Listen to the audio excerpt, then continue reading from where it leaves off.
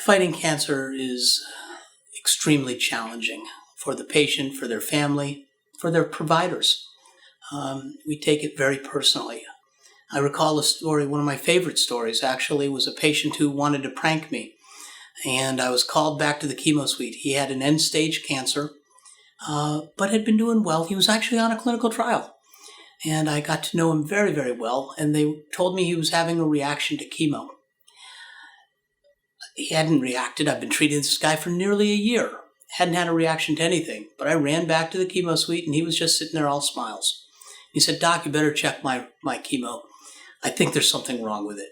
And I said, "You look fine." And I examined him. He looked fine. He said, "No, Doc, look at my chemo." And I looked up, and he had a bottle of beer with an IV running out of the bottle of beer down to his port. He had gone through extraordinary lengths to play this prank on me. And we all laughed, and, he knows I like beer.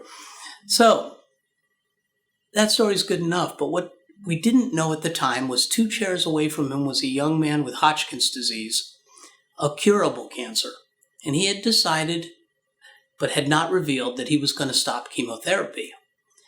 And he later talked to the guy who had the beer. And he said, "How is it you're so darn happy? How is it you can keep doing this?" And the guys told him that although he knows he's going to lose this battle with cancer, he says cancer can't take away his spirit, and he's going to fight every single day. And he chooses how he will live. Well, the patient was very motivated by that conversation. It had nothing to do with me. And yet he chose to finish out his chemotherapy. That alone, again, is a good enough story, but it didn't end there. The patient who put up the beer bottle did eventually die of his cancer. And after he died, his wife came in to visit me to tell me about the funeral. That sort of hurt. And she wanted to show me pictures, and I didn't understand that until she showed me a picture of his casket, and there was this giant bouquet of flowers behind it. And I said, "Isn't that beautiful? It's nice to be loved." And she said, "No, look really closely." And I looked closely. My own story's getting me, because it's a true story. Anyway, I looked closely, and there in the flowers was a bottle of beer. It was sent from the young guy who was cured of his cancer. I don't know how people fight every day.